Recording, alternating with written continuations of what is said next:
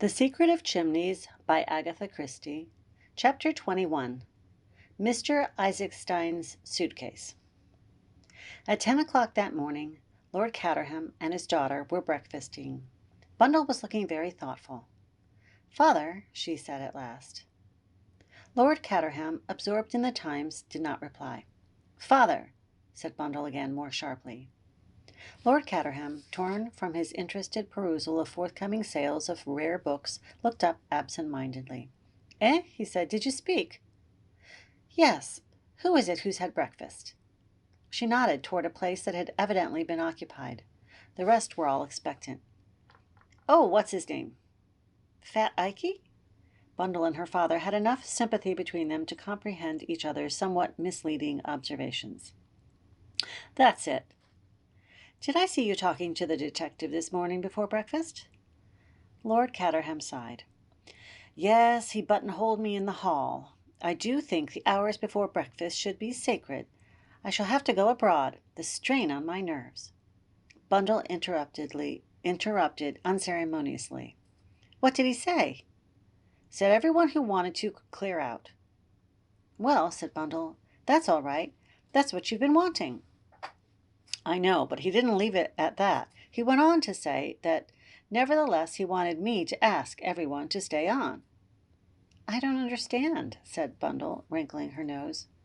"So confusing and contradictory," complained Lord Caterham. "And before breakfast, too." "What did you say?" "Oh, I agreed, of course. It's never any good arguing with these people, especially before breakfast," continued Lord Caterham, reverting to his principal grievance. "Who have you asked so far?" "Cade. He was up very early this morning. He's going to stop on. I don't mind that. I can't quite make the fellow out, but I like him. I like him very much." "So does Virginia," said Bundle, drawing a pattern on the table with her fork. "Eh? And so do I, but that doesn't seem to matter." "And I asked Isaacstein," continued Lord Caterham. "Well?" "But fortunately he's got to go back to town. Don't forget to order the car for the 10:40, by the way." "All right." "Now, if I can only get rid of Fish, too," continued Lord Caterham, his spirits rising. "I thought you liked talking to him about your moldy old books." So I do. So I did, rather. But it gets monotonous when one finds that one is always doing all the talking. Fish is very interested, but he never volunteers any statements of his own." "It's better than doing all the listening," said Bundle, "like one does with George Lomax." Lord Caterham shuddered at the remembrance. "George is all very well on platforms," said Bundle. "I've clapped him myself, though of course I know all the time that he's talking balderdash. And anyway, I'm a socialite." "I know, my dear, I know," said Lord Caterham hastily. "It's all right," said Bundle. "I'm not going to bring politics into the house. That's what George does, public speaking and private life. It ought to be abolished by Act of Parliament." "Quite so," said Lord Caterham. "What about Virginia?" asked Bundle. "Is she to be asked to stop on?" "That'll set everybody." Says he firmly. "Have you asked her to be my stepma yet?" "I don't think it would be any good," said Lord Caterham mournfully. "Although she did call me a darling last night, but that's the worst of these attractive young women with affectionate dispositions. They'll say anything, and they mean absolutely nothing by it." "No," agreed Bundle. "It would have been much more helpful if she'd thrown a boot at you or tried to bite you." "You modern young people seem to have such unpleasant ideas about love-making," said Lord Caterham plaintively. "It comes from reading the Sheik," said Bundle. "Desert love, throw her about, etc." "What is the Sheik?" asked Lord Caterham simply. "Is it a poem?" Bundle looked at him with commiserating pity. Then she rose and kissed the top of his head. "Dear old Daddy," she remarked, and sprang lightly out of the window. Lord Caterham went back to the sale rooms. He jumped when addressed suddenly by Mr. Hiram Fish, who had made his usual noiseless entry. "Good morning, Lord Caterham." "Oh, good morning," said Lord Caterham. "Good morning. Nice day." "The weather is delightful," said Mr. Fish. He helped himself to coffee. By way of food, he took a piece of dry toast. "Do I hear correctly that the embargo is removed?" he asked after a minute or two. "That we are all free to depart?" Yes, said Lord Caterham. "As a matter of fact, I mean, that I shall be delighted." His conscience drove him on. "Only too delighted if you will stay on for a little."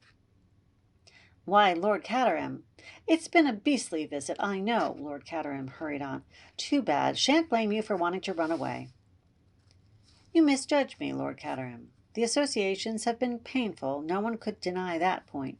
But the English country life, as lived in the mansions of the great, has a powerful attraction for me. I am interested in the study of those conditions. It is a thing we lack completely in America. I shall be only too delighted to accept your very kind invitation and stay on." "Oh, well," said Lord Caterham, "that's that. Absolutely delighted, my dear fellow, absolutely delighted." Spurring himself on to a false geniality of manner, Lord Caterham murmured something about having to see his bailiff, and escaped from the room. In the hall he saw Virginia just descending the staircase. "Shall I take you in to breakfast?" asked Lord Caterham tenderly. "I've had it in bed, thank you. I was frightfully sleepy this morning." She yawned. "Had a bad night, perhaps?" "Not exactly a bad night. From one point of view, decidedly a good night." "Oh, Lord Caterham!" She slipped her hand inside his arm and gave it a squeeze. "I am enjoying myself. You were a darling to ask me down."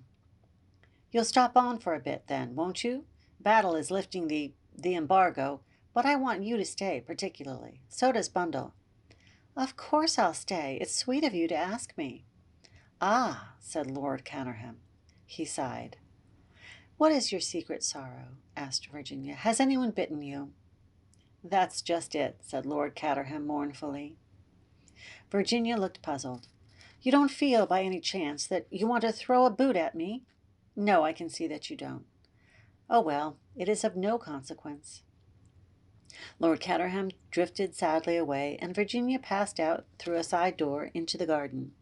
She stood there for a moment, breathing in the crisp October air, which was infinitely refreshing to one in her slightly jaded state. She started a little to find Superintendent Battle at her elbow. The man seemed to have an extraordinary knack of appearing out of space without the least warning. "Good morning, Mrs. Revel. Not too tired, I hope?" Virginia shook her head. "It was a most exciting night," she said.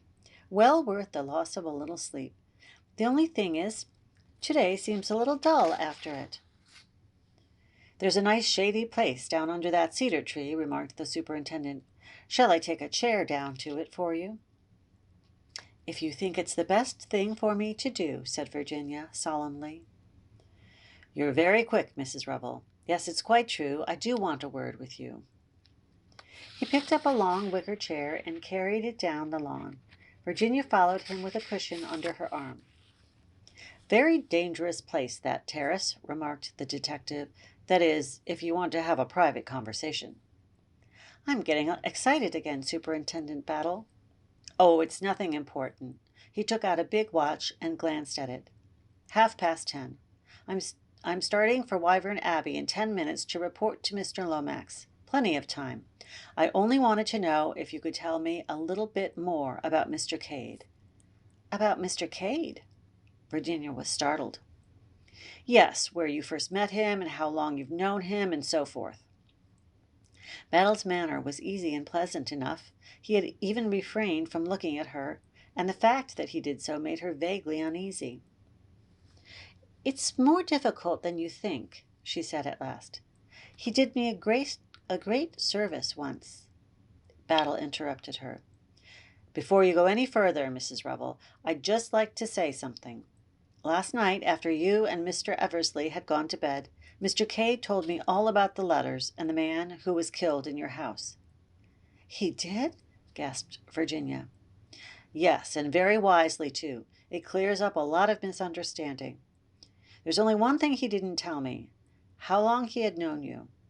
Now, I've a little idea of my own about that. You shall tell me if I'm right or wrong. I think that the day he came to your house in Pont Street was the first time you had ever seen him.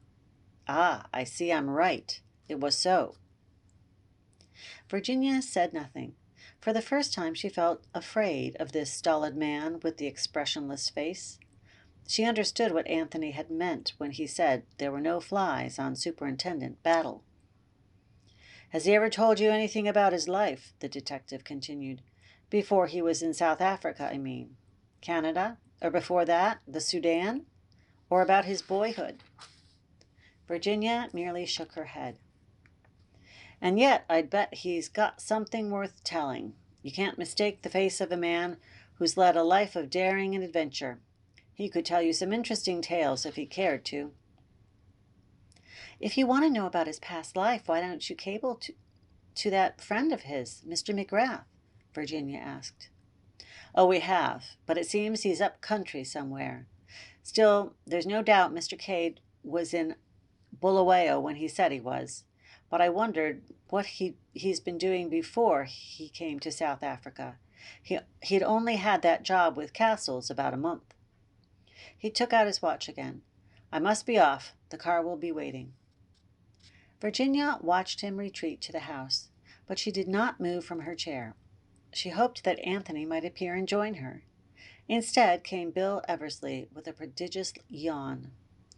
"Thank God I've got a chance to speak to you at last, Virginia," he complained. "Well, speak to me very gently, Bill, darling, or I shall burst into tears." "Has someone been bullying you?" "Not exactly bullying me. Getting inside my mind and turning it inside out. I feel as though I'd been jumped on by an elephant." "Not Battle?" "Yes, Battle. He's a terrible man, really." "Well, never mind Battle. I say, Virginia, I do love you so awfully." "Not this morning, Bill. I'm not strong enough. Anyway, I've always told you the best people don't propose before lunch." "Good Lord," said Bill. "I could propose to you before breakfast." Virginia shuddered. "Bill, be sensible and intelligent for a minute. I want to ask your advice. If you'd once make up your mind to it and say you'd marry me, you'd feel miles better, I'm sure. Happier, you know, and more settled down. Listen to me, Bill. Proposing to me is your idée fixe. All men propose when they're bored and can't think of anything to say. Remember my age and my widowed state, and I'll go and make love to a pure young girl." "My darling Virginia. Oh, blast! Here's that French idiot bearing down on us."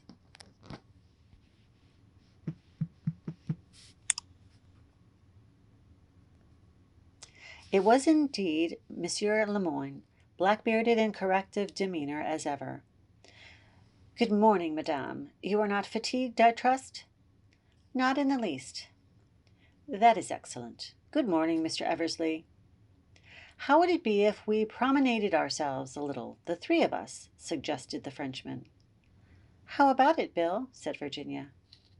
"Oh, all right," said the unwilling young gentleman by her side. He heaved himself up from the grass, and the three of them walked slowly along, Virginia between the two men. She was sensible at once of a strange undercurrent of excitement in the Frenchman, though she had no clue as to what caused it. Soon, with her usual skill, she was putting him at his ease, asking him questions, listening to his answers, and gradually drawing him out. Presently he was telling them anecdotes of the famous King Victor. He talked well, albeit with a certain bitterness, as he described the various ways in which the Detective Bureau had been outwitted. But all the time, despite the real absorption of Lemoyne in his own narrative, Virginia had a feeling that he had some other object in view. Moreover, she judged that Lemoyne, under cover of his story, was deliberately striking out his own course across the park. They were not just strolling idly. He was deliberately guiding them in a certain direction. Suddenly he broke off his story and looked round. They were standing just where the drive intersected the park before turning an abrupt corner by a clump of trees. Lemoyne was staring at a vehicle approaching them from the direction of the house. Virginia's eyes followed his. "It's the luggage cart," she said. taking Isaac Stein's luggage and his valet to the station." "Is that so?" said Lemoyne. He glanced down at his own watch and started. "1,000 pardons. I have been here longer than I meant. Such charming company. Is it possible, do you think, that I might have a lift to the village?" He stepped out onto the drive and signaled with his arm. The luggage cart stopped, and after a word or two of explanation, Lemoyne climbed in behind. He raised his hat politely to Virginia and drove off. The other two stood and watched the cart disappearing with puzzled expressions. Just as the cart swung round the bend, a suitcase fell off into the drive. The cart went on. "Come on," said Virginia to Bill. "We're going to see something interesting. That suitcase was thrown out." "Nobody's noticed it," said Bill. They ran down the drive toward the fallen piece of luggage. Just as they reached it, Lemoyne came round the corner of the bend on foot. He was hot from walking fast. "I was obliged to descend," he said pleasantly. "I found that I had left something behind." "This?" said Bill, indicating the suitcase. It was a handsome case of heavy pigskin with the initials H.I. on it. "What a pity," said Lemoyne gently. "It must have fallen out. Shall we lift it from the road?" Without waiting for a reply, he picked up the suitcase and carried it over to the belt of trees. He stooped over it. Something flashed in his hand, and the lock slipped back. He spoke, and his voice was totally different, quick and commanding. "The car will be here in a minute," he said. "Is it in sight?" Virginia looked back toward the house. "No." "Good." With deft fingers, he tossed the things out of the suitcase. Gold-topped bottle, silk pajamas, a variety of socks. Suddenly, his whole figure stiffened. He caught up what appeared to be a bundle of silk underwear and unrolled it rapidly. A slight exclamation broke from Bill. In the center of the bundle was a heavy revolver.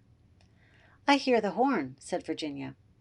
Like lightning, Lemoyne repacked the suitcase. The revolver he wrapped in a silk handkerchief of his own and slipped into his pocket. He snapped the locks of the suitcase and turned quickly to Bill. "Take it. Madame will be with you. Stop the car and explain that it fell off the luggage cart. Do not mention me." Bill stepped quickly down to the drive just as the big Lanchester limousine with Isaac Stein inside it came round the corner. The chauffeur slowed down, and Bill swung the suitcase up to him.